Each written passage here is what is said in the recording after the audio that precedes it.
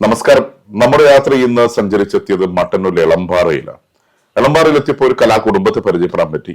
അപ്പൊ അവിടെയുള്ള ഒരു വ്യക്തിയെ ഞാൻ നിങ്ങളുടെ മുമ്പിൽ പരിചയപ്പെടുത്തുന്നു. ഒരു പക്ഷേ പല പല സിനിമകളിലൂടെയും അതുപോലെ വേദികളിലൊക്കെ പരിചയപ്പെട്ട ആ നിറസാന്നിധ്യമായിരുന്ന ആ വ്യക്തിയെ ഞാൻ പറയാതെ തന്നെ നിങ്ങൾക്കറിയാം. നമുക്ക് ആദ്യം കണ്ടു നോക്കാം ആരാണ്. നമസ്കാരം. നമസ്കാരം. അപ്പോ രമണീച്ചിനെ അറിയായിരിക്കും അല്ലെ? പക്ഷെ രമണീച്ചിനെ പറയുമ്പോൾ പേര് മാത്രമേ രമണീച്ചിനുള്ളൂ. അഭിനയിക്കുന്ന മുഴുവനായിട്ടും മുസ്ലിം കഥാപാത്രത്തിലാണെന്ന് തോന്നുന്നു അല്ലെ? ഇപ്പൊ കിട്ടിയിരിക്കുന്ന 10 സിനിമകളിൽ ഭൂരിഭാഗത്തിലും മുസ്ലിം കഥാപാത്രത്തിന് പ്രാധാന്യം കൊടുത്തിട്ടുള്ള, അത് ഞാനിപ്പോ പറയും ചോദിച്ചു, മുസ്ലിം കഥാപാത്രത്തിന് പറ്റിയ മുഖച്ചായാണെന്ന് തോന്നുന്നു. ആദ്യമായിട്ടുള്ള സിനിമ എന്ന് പറഞ്ഞാൽ 1948 കാലം പറഞ്ഞു അല്ലെ? അതെവിടെ വെച്ചായിരുന്നു ഷൂട്ടിംഗ്? പാലക്കാട് വെച്ചിട്ട്. പിന്നെ ഇപ്പൊ ഏറ്റവും ശ്രദ്ധേയമായത് ഫസ്റ്റില് ഞാൻ കണ്ണൂർ ചാൽ ബീച്ച് നിന്നാണ് ഈ തല്ലുമാലന്റെ ഷൂട്ടിംഗ് ചെയ്തത്. തല്ലുമാല ഷൂട്ടിംഗ്. അത് കഴിഞ്ഞതിന് ശേഷമാണ് എറണാകുളത്ത് പോയത്. തല്ലുമാല സാന്നിധ്യമായിട്ടുണ്ടായിരുന്നു. കൊറേ സീനിലുണ്ട്. പിന്നെ അതിനുശേഷമുള്ള സിനിമകൾ? അതിനുശേഷം സുലൈഖ മൻസിൽ, അത് തിരൂറിന്. പിന്നെ ഡിയർ വാപ്പി, പിണറായി, അങ്ങനെയല്ലേ ഉള്ള. അത് ഞാനും ശിവനും ഒന്നിച്ച് ഉണ്ട്. അങ്ങനെയുള്ള സ്ഥലങ്ങളിലേനു. അപ്പോ ഞാനും ശിവനും ഉണ്ടെന്ന് പറഞ്ഞില്ലേ, ആരാധന മനസ്സിലായോ? അപ്പോ ശിവദാസ് മട്ടന്നൂരിന്റെ അമ്മയാണ്. അപ്പോ അമ്മയും മകനും ഒരുമിച്ച് സിനിമാ ലോകത്ത് ഇന്നിതാ സജീവമായി കൊണ്ടിരിക്കുകയാണ്. അപ്പം കൂടുതൽ കാര്യങ്ങൾ നമുക്ക് ചോദിക്കാം. ഡിയർ വാപ്പി അല്ലെ? അതിനുശേഷം മാക്കോട്ടൻ രാജീവ് നടുവിന് 1947 കാലം പറഞ്ഞ വ്യക്തി അത് തന്നെ ചെയ്ത് മാക്കോട്ടൻ. പിന്നെ അതിലും ഞാനും ശിവനും ഉണ്ട്. അമ്മയും മകനും കൂടി ഇപ്പോൾ സജീവമാണ്. അല്ല, പറഞ്ഞു കേട്ടു 13-ാം വയസ്സ് മുതലേ നാടക രംഗത്ത് സജീവമായിരുന്നു എന്ന് ശിവാട്ടൻ പറഞ്ഞ പോലെ തോന്നി അല്ലെ? അത് പിന്നെ കല്യാണത്തിന് മുന്നേ നാടകം. അത് നമ്മളെ ഗുരുനാഥനായ കുറുപ്പ് മാഷാണ് നെല്ലൂന്നിലെ ഇന്ദിരാ മാഷ്, കഴിഞ്ഞ സ്കൂളെ ഹെഡ് മാഷായിരുന്നു. അവരിപ്പോ മരിച്ചു. ഓരാന്ന് തന്നെ ആദ്യം ഒരു കാല് വെക്കാനും ചുവട് വെച്ചത് നാടകത്തിലൂടെ അവരാണ്. പിന്നെ ശശിമാഷ്, നമ്മളെ പിന്നെ കൊളപ്പ ശശിമാഷ്, പിന്നെ കാളിദാസ കലാകേന്ദ്രം എന്ന് പറഞ്ഞിട്ട് ഉരുവച്ചാലുണ്ട്. പിന്നെ അത് ആടെ സ്ഥിരം കസ്റ്റമറാണ് നാടകത്തിന്റെ. അങ്ങനെ കഴിഞ്ഞു സ്കൂള്, പരിയാരം ക്ലബില്, അതെല്ലാം ഞാൻ അധികം ഉണ്ടാവുക. കണ്ണൂര് സംഘചേതന അതിനകത്തായിരുന്നു. അത് പിന്നെ ഒരു ചിത്രശലഭങ്ങൾക്കൊരു വീട്, അതിലൊരു നല്ല കഥാപാത്രം തന്നെ. അത് ഒരുപാട് സ്റ്റേജ് കയറിന്. പിന്നെ തിരുവനന്തപുരം മുതൽ ഇങ്ങോട്ട് ഒരുപാട് സ്റ്റേജ് കയറിന്. ഒരു മാസം എല്ലാം ഇവിടുന്ന് വിട്ടുപോകേണ്ട സമയം. ഇവർക്ക് സുഖമില്ലാണ്ടായിപ്പോയി. എന്നിട്ട് വടകരയാണ് വന്ന് സ്റ്റേജ്. അപ്പൊ ഇവിടെ വന്ന് ഇവരപ്പോഴത്തേക്ക് അഡ്മിറ്റ് ആക്കിനി. എന്നെ കാണാതെ വിഷമല്ല. എന്നിട്ട് പോയി ശിവൻ വിളിച്ച്, വടകര സ്റ്റേജാണ്, ഇവിടെ വന്ന് ആസ്പത്രിയിൽ പോയി നമ്മൾ ഒന്നിച്ച് കാപ്പിയെല്ലാം കുടിച്ച്. എന്നിട്ട് ഞാൻ ആദ്യം പോയി വടകരയ്ക്ക്. ഭയങ്കര കഷ്ടപ്പാടുണ്ടേനപ്പ. പിന്നെ ഇവര് വിടൂലല്ലോ. ക്യാമ്പ് കഴിഞ്ഞ് ഇവിടെ വന്ന് പിന്നെ സ്റ്റേജിലായിരിക്കും. വർഷങ്ങളോളം നാടക വേദികളിൽ നിന്ന് വേദികളിലേക്കുള്ള യാത്ര അല്ലെ? അതിന്റെ അനുഭവങ്ങളൊക്കെ പറഞ്ഞു. പിന്നെ അവാർഡുകളൊക്കെ നേടിയെത്തിയിട്ടുണ്ട്. അവാർഡ് പിന്നെ 2022-ലും 2023-ലും കിട്ടി. ഒന്ന് ചിരട്ട ഇപ്പം കിട്ടി 2023-ല്. പിന്നെ സൗഹൃദവേദി, മലബാർ സൗഹൃദവേദി ക്ഷണിച്ച് 150ഓളം പിന്നെ പലതരത്തിലുള്ള പിന്നെ ഡോക്യുമെന്ററിയും ആൽബവും എല്ലാം കൂടി നമുക്ക് ഷോർട്ട് ഫിലിമിന് എനിക്കാണ് മികച്ച നടിക്ക് കിട്ടിയത്. മികച്ച നടിക്കുള്ള അവാർഡ് അല്ലേ? ആ നാടകത്തിന് കിട്ടി. അതിന് മുമ്പേ നമ്മൾ നേരത്തെ പറഞ്ഞ ഷോർട്ട് ഫിലിമുകളിൽ സജീവം ഉണ്ടായിരുന്നു. ഷോർട്ട് ഫിലിം ഒരുപാട് ചെയ്തിന്. കബീർ അഹമ്മദിന്റെ ഒരുപാട് ഷോർട്ട് ഫിലിം ഞാൻ ചെയ്തത്. അപ്പൊ ഈ കോവിഡ് കാലൊക്കെ എങ്ങനെയുണ്ടായിരുന്നു? കോവിഡ് കാലത്ത് നമുക്ക് കുറച്ചെല്ലാം പരിപാടി കിട്ടീനി. അപ്പൊ നമ്മളെ വിജേഷ് കുട്ടി പറമ്പു അവരാണ് അതിന് വേണ്ടുന്ന എല്ലാ സഹായവും, ക്യാമറയും കാര്യവും എല്ലാം. അപ്പൊ ഒരു സംവിധായകന്റെ അതേ ഇതാണ് നമ്മുടെ വിജേഷ് ചെയ്തു. കുട്ടിപ്പറമ്പില് ഈ ക്യാമറയുടെ പിറകിലുണ്ട്. അത് നമുക്ക് അടുത്ത ദിവസം നമുക്ക് ഇന്റർവ്യൂ ചെയ്ത് കാണിക്കാം. കാരണം പല സ്ഥലത്ത് പോയിട്ട് ഞാൻ പറയുമ്പോഴും ഓരോ പ്രോഗ്രാമിന്റെ പിറകില് കുട്ടിപ്പറമ്പിലിന്റെ കരങ്ങളുണ്ട്. വിജേഷ് കുട്ടിപ്പറമ്പിൽ എന്ന കലാകാരൻ തന്നെ പിന്നെ സംവിധായകനാണ്. ഏറ്റവും നല്ല മികച്ച അവാർഡ് മേടിച്ച വ്യക്തിയാണ്, ക്യാമറമാൻ എന്നുള്ള രീതിയിൽ. എന്തായാലും അദ്ദേഹത്തിന്റെ ബേസിൽ ഇപ്പം ചിരട്ട എന്ന് പറഞ്ഞ കഥാപാത്രം അതിലൊക്കെ അതിലും കുട്ടിപ്പറമ്പിലായിരുന്നു ക്യാമറ എന്ന് പറഞ്ഞു. അമ്മു എന്ന് പറഞ്ഞൊരു ആ അത് ചെയ്ത് നമ്മളെ നാട്ടിലുള്ള തന്നെയാണ്.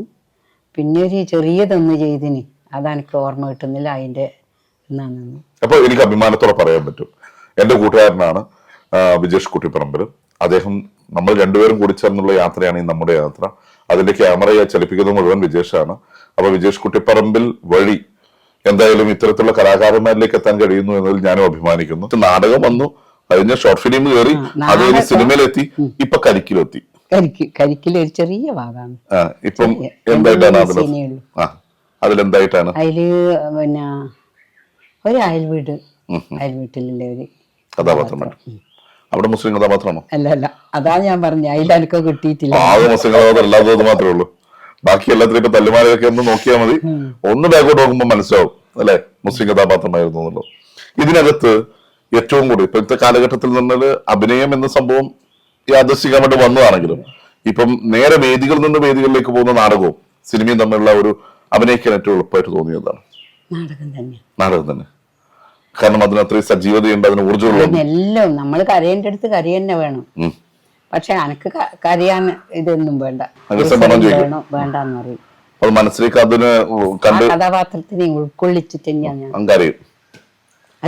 സിനിമയ്ക്ക് അറിയാനുള്ള വേദി കരയാനുള്ള വേദിയെ കിട്ടിയിട്ടില്ല. എന്നാലും അവർക്ക് അറിയാൻ പറ്റും ഗ്ലിസറിൻ വേണ്ടായിരുന്നു എന്നുള്ളത്.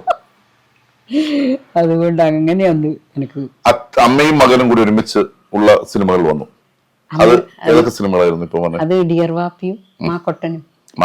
എങ്ങനെയുണ്ടായിരുന്നു ആ അനുഭവങ്ങൾ? മാക്കൊട്ടൻ എന്ന് പറയാ ചെറിയൊരു സീനേ ഉള്ളൂ എനിക്ക്. ഓന് കുറച്ചുണ്ട്, ഓന് നല്ല അഭിപ്രായം തന്നെയാണ്. പിന്നെ അതുപോലെ തന്നെ ശിവാസ് മട്ടന്നൂർ എന്ന ആ ഒരു കലാകാരൻ അമ്മ എന്ന രീതിയിൽ ചോദിക്കുകയാണ്, ചെറുപ്രായത്തിൽ തന്നെ വേദികളിലേക്കൊക്കെ പോകാൻ താല്പര്യം ഉണ്ടായിരുന്നോ ശിവാട്ടന്? ഉണ്ടേനു. അത് ഞാൻ ശ്രീകലയിൽ പോയിന്, കണ്ണൂരന്ന്. ഇങ്ങക്കൊന്നും അറിയില്ലാന്ന് തോന്നുന്നു. ശ്രീകല എന്ന് പറഞ്ഞൊരു കലാക്ഷേത്രം ഉണ്ടായിരുന്നു.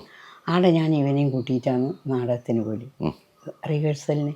അപ്പോൾ ഇവനതെല്ലാം നല്ലോണം മനസ്സിലാക്കി.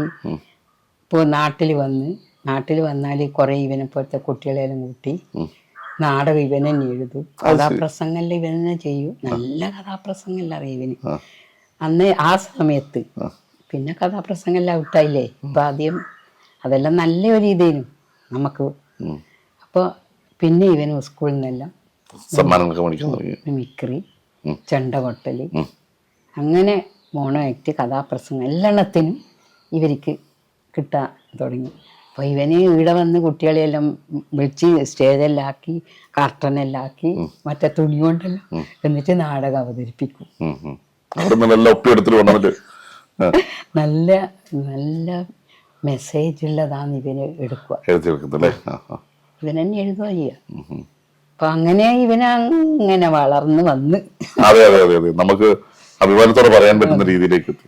നമ്മള് പിന്നെ രമണി ചേച്ചി നാടകത്തിനെല്ലാം പോകുമ്പോ കുടുംബത്തിന്റെ സപ്പോർട്ട്? ഒരുപാട് സപ്പോർട്ടാണ്. ബാലാട്ടനും ഞാനും മോളും ഇവനും എല്ലാം ഉണ്ടാവും. ശരി. നമ്മള് പിന്നെ കണ്ണൂര് ഈട പിന്നെ കൂടാലിയിലെ ഒരു കലാക്ഷേത്രമുണ്ട്. ആടെ നമ്മളെല്ലാരും മോളും ഞാനും ശിവനയിൽ വന്നിട്ട് ബാലാട്ടനും അഭിനയിക്കും. അങ്ങനെ അത് കുടുംബത്തോടെ അഭിനയം ബാലയാണ്.